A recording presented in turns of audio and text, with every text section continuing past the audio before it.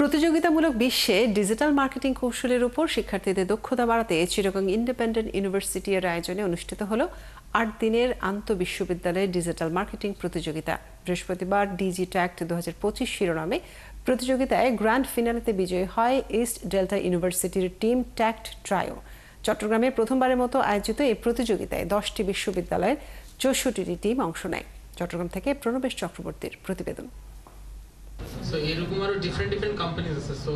বিভিন্ন বিশ্ববিদ্যালয়ের তরুণ শিক্ষার্থীদের এক একটি দল ডিজিটাল মার্কেটিং কৌশলের উপর তাদের সৃজনশীলতা উপস্থাপন করছে প্রেজেন্টেশনের মাধ্যমে।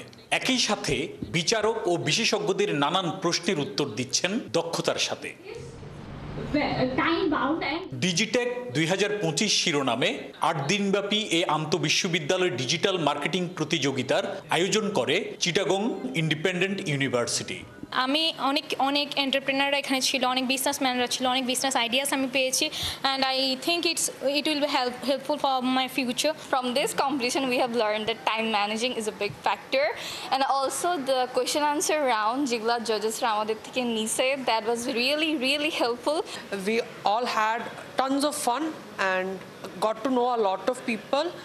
প্লাস যারা জাজ প্যানেল ছিল ওরা সবগুলো ইন্টেলেকচুয়ালি গিফটেড। প্রতিযোগিতায় 10টি সরকারি বেসরকারি বিশ্ববিদ্যালয়ের 64টি দল অংশগ্রহণ করে। তাদের মধ্যে চূড়ান্ত রাউন্ডে 5টি দল ডিজিটাল মার্কেটিং কৌশল, ব্র্যান্ড স্ট্র্যাটেজি এবং ক্যাম্পেইন পরিকল্পনা উপস্থাপনের সুযোগ পায়। প্রতিযোগিতায় বিজয়ী হয় ইস্ট ডেল্টা ইউনিভার্সিটির টিম ট্যাক্ট ট্রায়ো, আর রানার্স আপ হয় CIU এর দুটো টিম।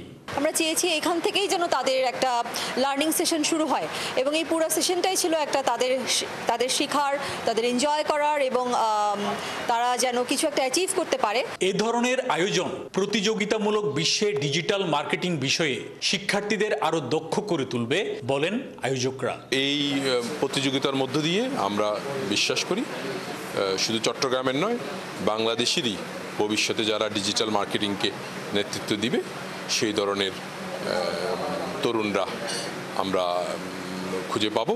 আমরা একটা নতুন যুগে প্রবেশ করছি।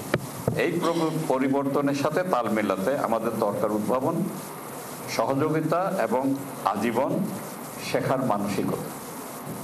এগুলোকে যদি আমরা লালন করতে পারি তাহলে বাংলাদেশের তরুণরা কেবল দেশেই নয়, আন্তর্জাতিক অঙ্গনেও ডিজিটাল রূপান্তরে নেতৃত্ব দেবে। গেল 18 সেপ্টেম্বর শুরু হয় 8 দিনের এই ডিজিটেক 2025 প্রতিযোগিতা। প্রণবেশ চক্রবর্তী, 71, চট্টগ্রাম।